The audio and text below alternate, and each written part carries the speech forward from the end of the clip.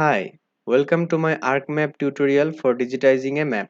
In this tutorial, we will learn about the manual digitizing process using different tools provided in ArcMap. We will also learn about an interesting add-on named Plus One. Finally, we will learn about error checking techniques for digitizing. Without further ado, let's jump right into ArcMap. So we can see that everything is exactly in state as we finished the previous tutorial, which was about georeferencing. The image is georeferenced. We can check it by adding the points again. We can see that they are properly georeferenced. Let's start the digitization process. For that, let's make a new folder named tutorial shapefiles using ArcCatalog panel. Now I am creating a shapefile. We will mainly use feature type of polyline and polygon in this tutorial as we will trace the lines and areas of the map. For creating points, we would use point feature type. Anyway, I am going to create a polyline shapefile with BTM coordinates. To start adding data in it, we must select Start Editing from Editing toolbar. Also, we need to bring on Create Features panel. We can populate construction tools options by clicking on the layer we want to create features to. Let's create lines now. Let's choose line option and start tracing a line in the map. We can click to add points and double click to end a line. We can see that we got an enclosed line. We can also try another creation options like freehand. We can see that freehand tool captures all the movement of the mouse including the errors created by our hand movement. So we are not going to use it now. We can also easily create rectangles, circles. Let's undo and use line tool for now. There is an important thing to notice.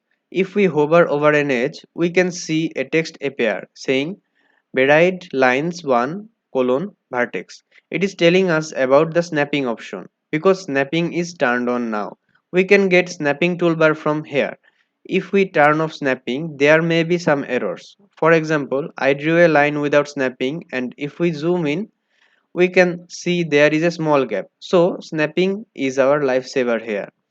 We can toggle snapping options from the toolbar. Let's start creating another line. Now, if we want to go through the already existing line, it may be a hard task. So, we can use tracing tool. With tracing tool, we can trace a line just like this.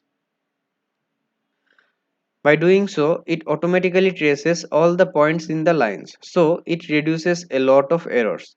Now, let's see how to convert these lines to polygons. For that, we will use Feature to Polygons tool.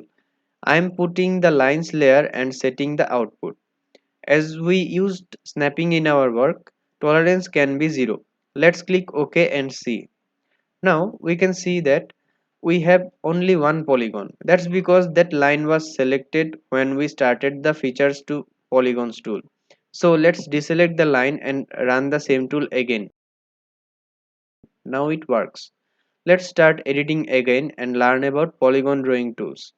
We can use polygon tool, rectangle tool, circle tool, freehand drawing tool. These are similar to line drawing tools, but the remaining ones are smart tools. For example, Auto-Complete Polygon creates polygons only on free or open space. It ignores the already existing areas when creating polygons. So it is very handy because now we don't have to draw same line multiple times. Let's open the attribute table and check the rows.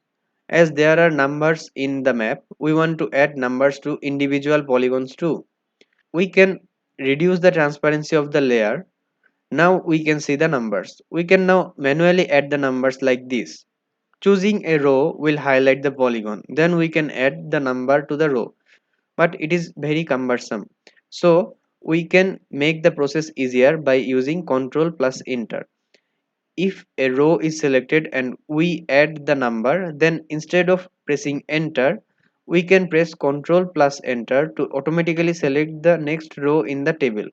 This reduces the work a bit. For even more fast workflow, we can use plus one add-on. This add-on adds a number to the field and then on the next selected row, adds the previous number plus 1. The add-on can be downloaded from internet. Installation guide is also available. Let's use plus 1 add-on to see how much useful it is. We have to click on the proper layer in table of contents. Editing should be on, then proper layer in the create features panel, then use the select tool and then press on the plus 1 add-on. We know that our field is ID and our initial value is 1. Then if we click OK, we can just press on the polygons sequentially and the rows will be updated.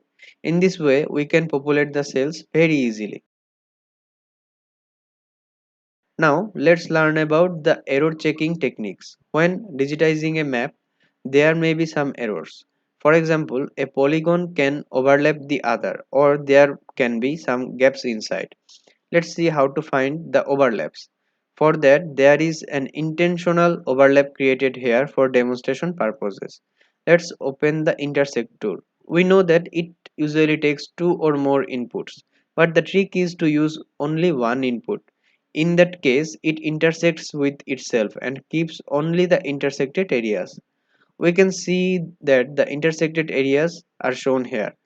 To fix the issue, we can use clip tool. By removing everything under the polygon, we can fix the issue.